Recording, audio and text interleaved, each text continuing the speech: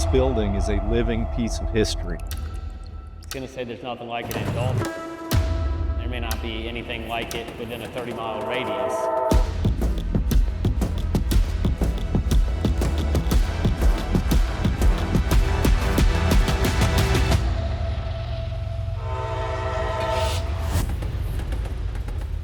Built in 1852, Western and Atlantic Freight Depot.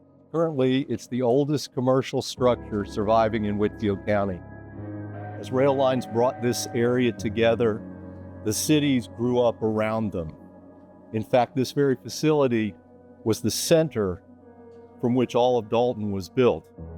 The Community Foundation and Barrett Properties are excited about the opportunity to bring this place back to life and to have it once again become the cornerstone of the Northwest Georgia community and a place from which we begin to chart the future of this region. The most rewarding aspect of this project is watching a previously condemned building come back to life, and one that everyone in the community is really excited to see and walk through and experience again.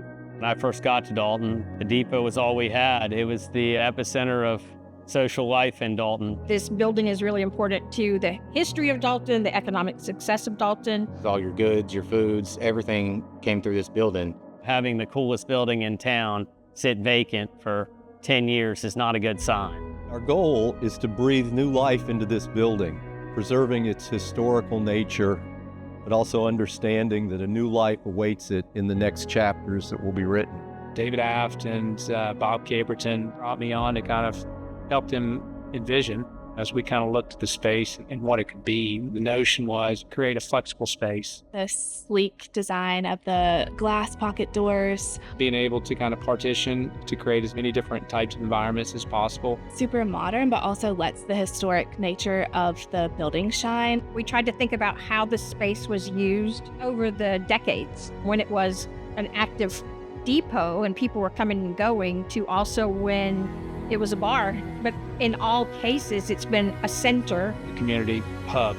As we've shared its story with people, knowing that there are chapters yet to be written, folks have said, I met my wife at that restaurant. I welcomed people home from the war. I understood that this was a special place created in the mid-1800s. Right now, it doesn't look like much, except it's a room full of possibilities, a room full of opportunities, and yes, a room full of a lot of construction debris. But this project is one that has engendered a lot of enthusiasm by people. It's excited folks. It's got them talking and dreaming. And you can never underestimate the power of those dreams.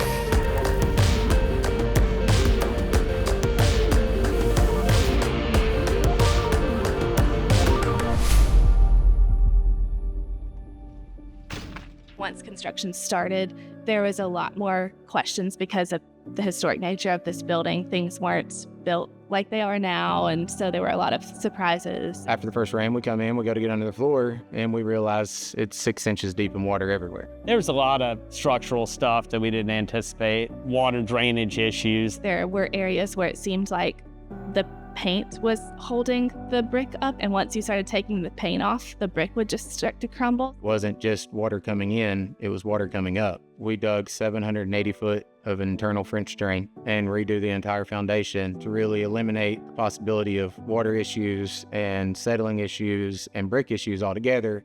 My goal in this project was to preserve the integrity of the building and how it was way back when. We always think about the experience you first have when you walk into a space. So we created a feature wall right when you walk into Community Foundation office, and we repeated that detail back further in the building.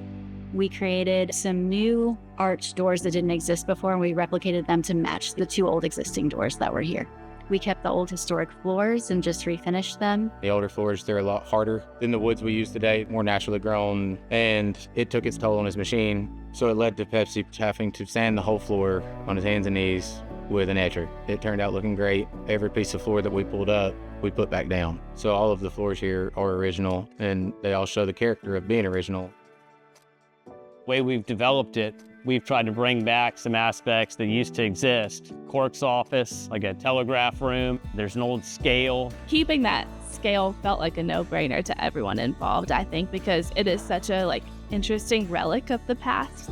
And I think to strip the building of that would have really been a miss. I'm one half of Smith Honig. Kelly Smith is the other half. She's an interior designer. She did really all of the interiors for this space, from the paint colors to the trim colors, every piece of furniture, making sure it fit into the spaces. My real role was creating the murals. Inspired by the idea of tracks, there's movement. You're going somewhere, you're coming from somewhere, but that there's a place in the center. They incorporate the Community Foundation's logo, which also looks like a hub.